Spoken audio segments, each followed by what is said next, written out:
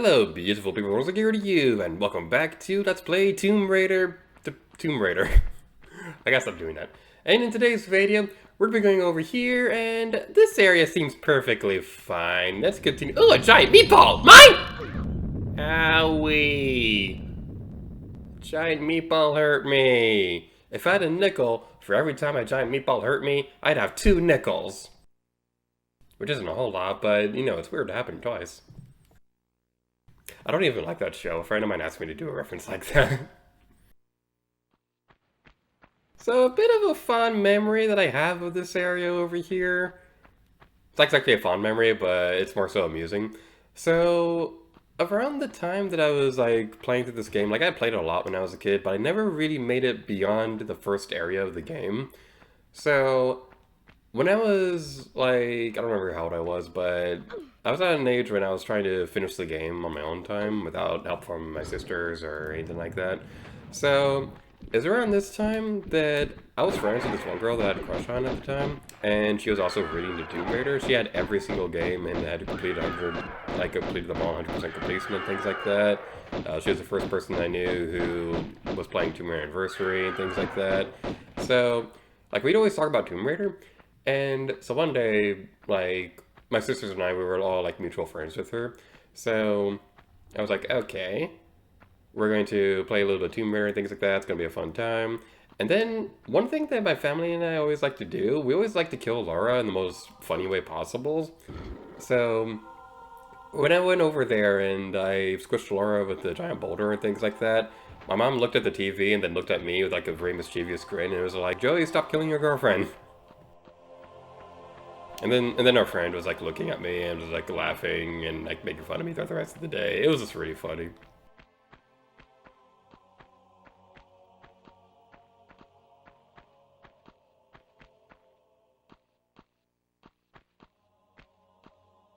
So going across this area, I always remembered calling this place the giant chess room. That's kind of like what I always defined it and things like that. Because like whenever you go to this area, they don't really define what these places are supposed to be called. So you make up your own little nicknames and things like that whenever you try to figure out a room, especially if you're looking it up on a walkthrough and things like that. So the chest room is kind of what this place has always been called. And also, I gotta say, this guy right here, this wall texture, am I the only one who sees this? It looks like he's like a normal guy with a hat, but he has cheese sticks up his nose. Does anybody else see that? Like, I know it's like supposed to be like some kind of like, I don't know exactly what it's supposed to be. Like, it's supposed to be like a Mayan head or something like that. He looks more like a guy who has cheese sticks up his nose. I'm sorry, but that's just what he looks like. Alright, so now we'll be continuing on over this way. And which way do we want to go? I think we want to go this way. This seems like the safer bet. It'd be nice if the camera would usually be behind us, but it wasn't that case because it got stuck on the wall. Yay! Now we go over here, we're going to move the switch back upwards, and that'll cause some platforms to move. I really want to know what is actually making those platforms move, because I'm pretty sure the people who built this tomb didn't really fully understand how electromagnets worked or anything like that, or whatever technology Disney is using nowadays to make their trackless rides work. So I'm sorry, I just don't see them using that same kind of technology here, unless they were very, very advanced. Who knows, maybe they were the same people from like Aztec Forgotten Gods or something like that. Which, by the way, great indie game. I like that one. I haven't played too far into it, but I really love the concept of it. Like, Aztec people and, like, super high-tech society and things like that. And also, like, when I was a kid, I was, like, fascinated with the city of Tenochtitlan. So, like, that was just a really fun thing to see as well. Alright, so we want to go back over this way and move the platform over yonder. I have never said that in my life, and I will never say it again. Of course, now that I say that, I'm probably going to be saying that every other video now. So we go over here and move the switch once more. And continue onward. By the way, I gotta say, if I sound like I'm slightly discomforted at the moment, I gotta apologize for that. I'm trying not to show it too much in the videos, but I got a spider bite on my thumb, and it's really, really hurting. I got a spider bite on my thumb. I'm trying not to use it on my controller too much, but every now and then I'll be like, oh, okay, I'm pushing this button. Oh, dang it, that's the thumb that's hurting. Dang it, owie, that hurts. So, I do apologize for that. My thumb, it hurts. This is the worst kind of pain imaginable. Nothing can ever top this. Not a broken femur, not pregnancy, not childbirth.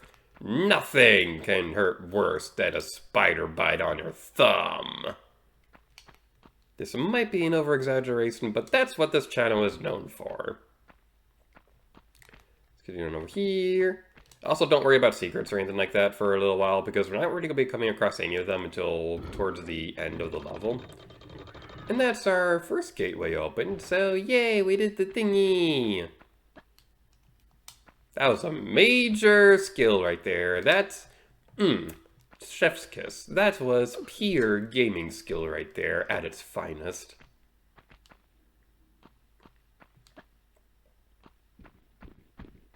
Hey there! How do you plead? Guilty!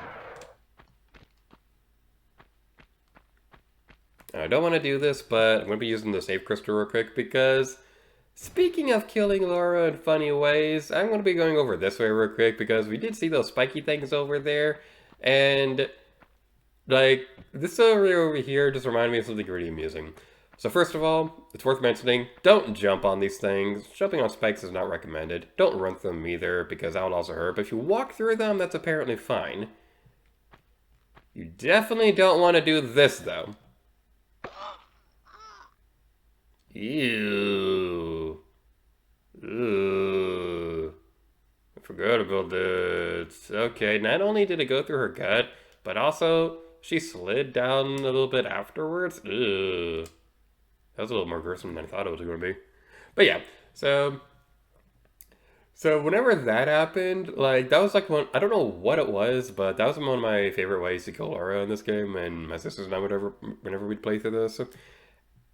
And lately, thanks to Tomb Raider 2013 and things like that, ever since that game, and that game like having spike deaths everywhere, every time Laura dies from a spike, I like to call her a waifu kebab.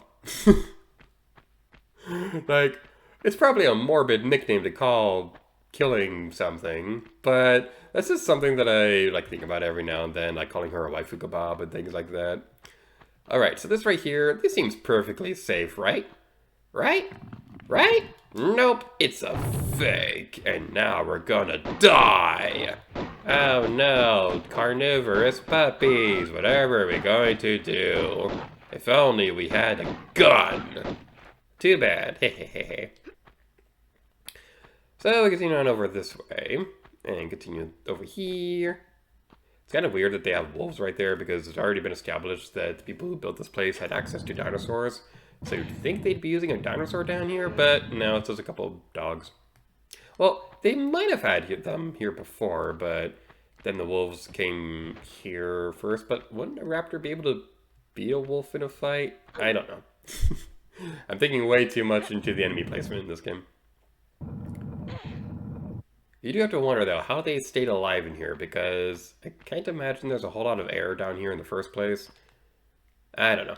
But what I do know is that there's a meta pack right here, and I probably could use that. I'm not trying not to use it too much, though, because, like I said before, your health responds at the beginning of the next level. Although we are pretty far for the next level, though, so... do I want to use it yet? Yeah, we're probably going to want to use that soon.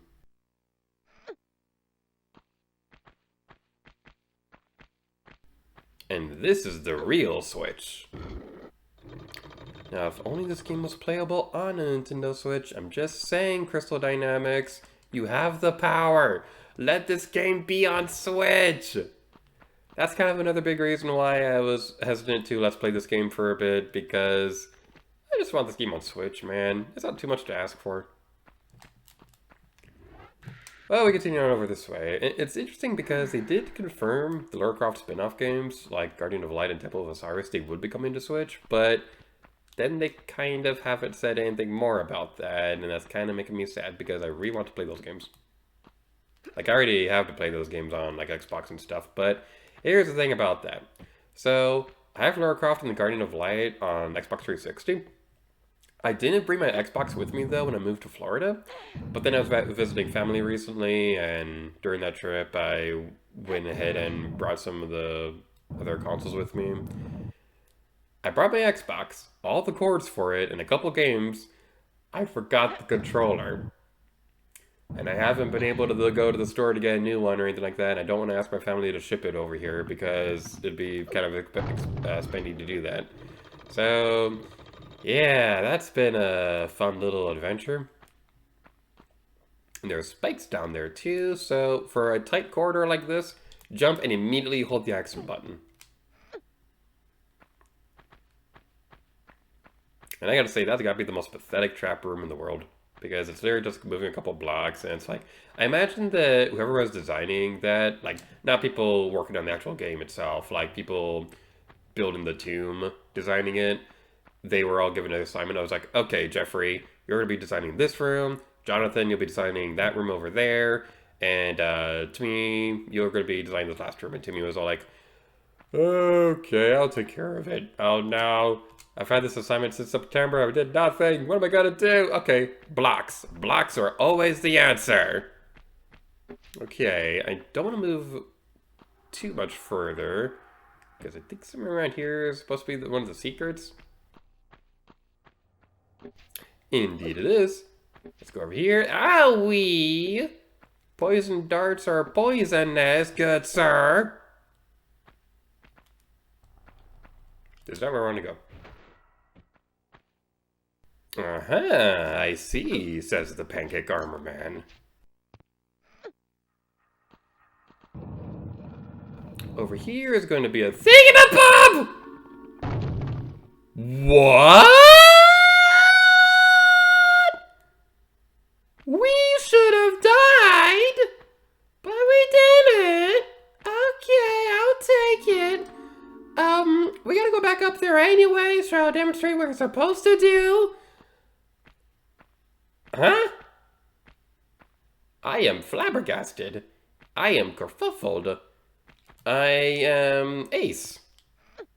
Ace is the place for the helpful hardware folk. So what you're supposed to do, you're supposed to go over this way, not go over those things. This right here is a whole separate secret. And then when you pick up this little doodad, you get your secret, and that's cool and stuff. I don't actually know if it counts if you count. Does it count as a secret if you pick it up or no? I think at least if you hear the song, it counts. But yeah, this far ledge right here, this is where you're supposed to drop to. Because this is like the one spot you could drop where you're not going to land on Spike. I don't know what happened a moment ago, though, because we suddenly teleported into a Spike, but we were fine. I'm not going to complain or anything like that, because, you know, being impaled by a spike is not usually a good pastime, but I'll take it. So let's continue onward and never speak of that again, unless it's featured in Monday Memories or something like that. And now we have the ski on. We're not gonna pick it up real quick though, because I wanted you to take a look at these guys real quick. One of them is kind of facing forward, but the other one is looking at us. We also see this guy right here, who it's safe to assume this guy is Qualopec. Now, I'm going to do something that I've been curious about for the longest time. I don't know the answer to this. If you take out your guns, you can start aiming at this guy immediately. I've been told he comes alive when you pick up the ski on. I don't know if that's true, so we're going to find out now.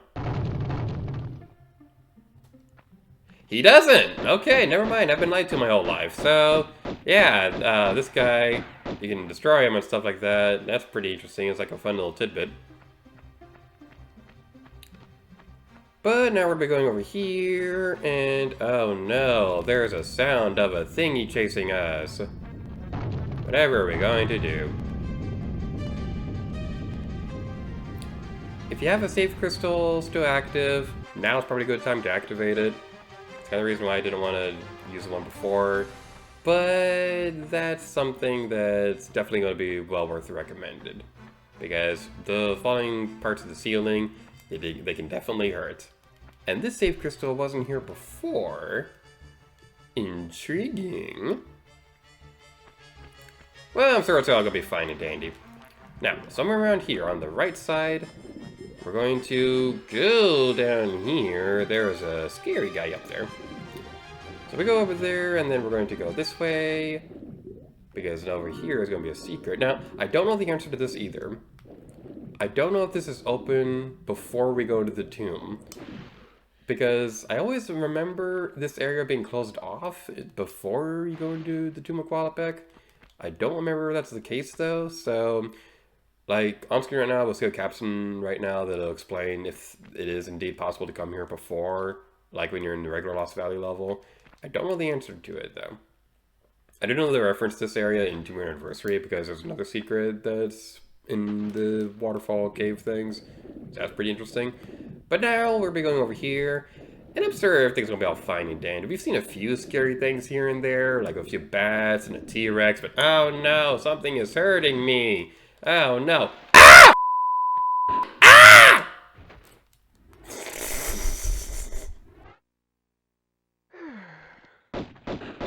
Alright. Oh no, we fell into the pit. We all fell in the pit. Alright, so let's go use this thingy. We're gonna use that and we're going to destroy your evil face. Now, one thing I want to note, is it possible to defeat this guy without taking any damage? You can defeat him very easily with a shotgun, but that's something that I've been curious about for a while. And also, this loading screen is going to change soon. Well, you have my total attention now. I'm not quite sure if I've got yours, though. Hello? I'll heel and hide you to a barn door yet. Of course. You and that driveling piece of the ski-on. You want to keep it so bad, I'll harness it right up your... Wait. We're talking about the artifact here? Damn straight we are, right up. Hold on. I'm sorry. This piece, you say. Where's the rest? Miss Natla put Pierre DuPont on that trail. And where is that? Ha! You ain't fast enough for him. So you think all this talking is just holding me up? I don't know where his little jackrabbit frog legs are running him to.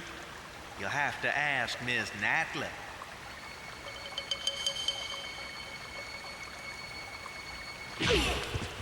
Thank you. I will. And now we're taking care of all that. One more thing I gotta say real quick. Lara Croft is already hot in this game, and I don't care if she's pickles or anything like that. But the way that her character model kind of glitches a little bit, right in this exact frame, it kind of with the way the backpack stripe looks, it kind of looks like one of those dresses or shirts or whatever where the strap is kind of like a little off the shoulder. That's just hot. But I'm taking care of all that. We're ending this video off here. Thank you guys so much for watching this video of Tomb Raider. And until next time, Lady Gator to you. Oh yeah.